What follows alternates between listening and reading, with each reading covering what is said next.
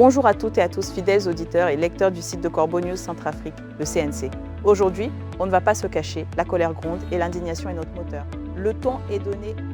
L'actualité centrafricaine est encore une fois chahutée par des décisions qui défient toute logique et tout droit. Avec moi pour décortiquer une information qui nous vient directement de l'exil, notre Barthélémy Kossi, le pasteur de l'info. Barthélémy, bonjour. Bonjour Gisèle Moloma, bonjour à toutes et à tous. Oui, Gisèle Moloma, la voix de l'opposition, Karim Mekassoua, ancien patron du Parlement centrafricain, est condamné à perpétuité par le dictateur Faustin Archange Touadéra. Et il ne compte pas se laisser faire, il frappe fort. Il frappe fort, Barthélémy Kossi, et on l'entend déjà depuis la France. Que nous dit-il? Cet homme arbitrairement destitué de son mandat de député, après ce verdict inique prononcé à Bangui? Exactement Gisèle Moloma, depuis son exil en France, l'ancien dirigeant de l'Assemblée nationale centrafricaine, démis de ses fonctions de manière violente et injuste, et en plus privé de son mandat de député, a décidé de rompre le silence après le jugement injuste rendu à Bangui, devant une sentence de prison à perpétuité prononcée pour une prétendue, et je cite, « atteinte à la sûreté de l'État », fin de citation. Cette figure importante de l'opposition refuse absolument de se taire, il voit là un simulacre total de justice. En simulacre total, Barthélémy Kossi, c'est le mot juste, n'est-ce pas? Une sentence de prison à vie pour une histoire d'atteinte à la sûreté de l'État. Alors qu'on sait très bien que l'empereur Faustin Archange Touadéra n'a de cesse de s'accrocher au pouvoir par tous les moyens. On nous dit que cette sentence a été dictée par le palais et non par le droit.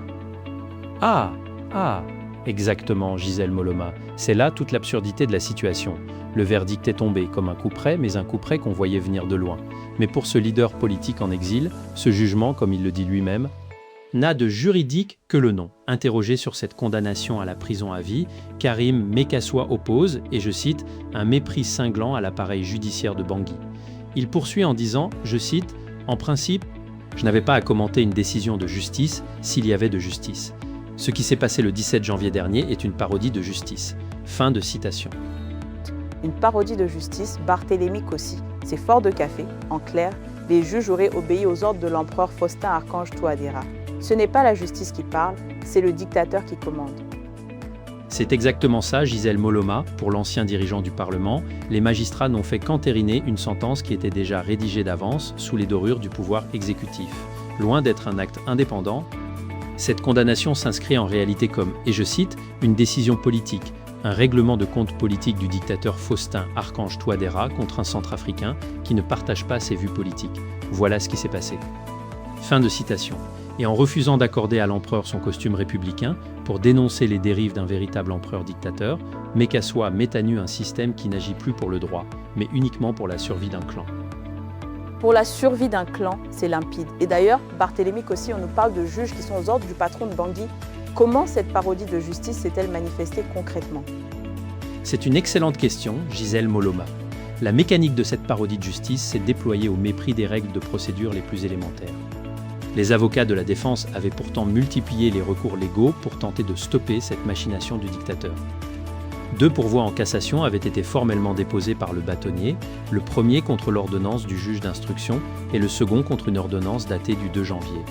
Légalement, ces actions de procédure auraient dû suspendre immédiatement la tenue de l'audience pénale du 17 janvier.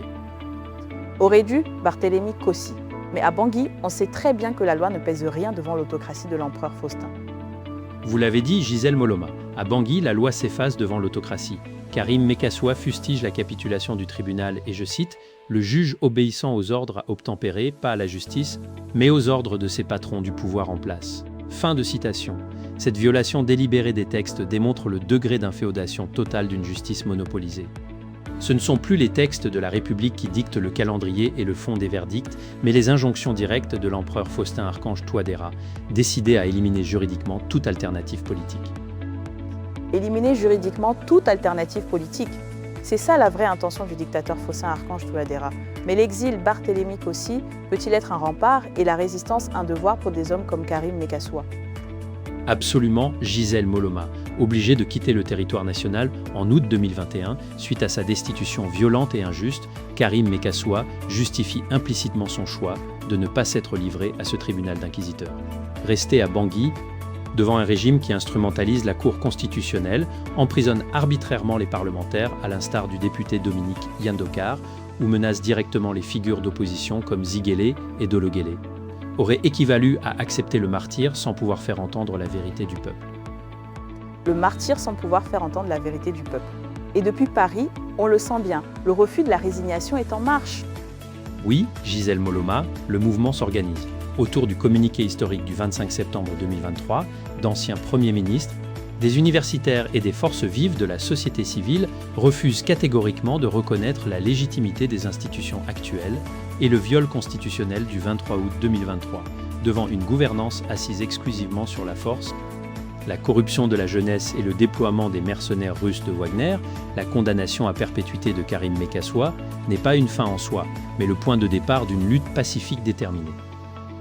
Une lutte pacifique déterminée. Merci beaucoup Barthélémy Cossi pour ce décryptage essentiel. Merci à vous Gisèle Moloma. C'était un article rédigé par notre directeur de publication, M. Alain Nzilo, avec toute l'équipe de la rédaction de Corbeau News Centrafrique.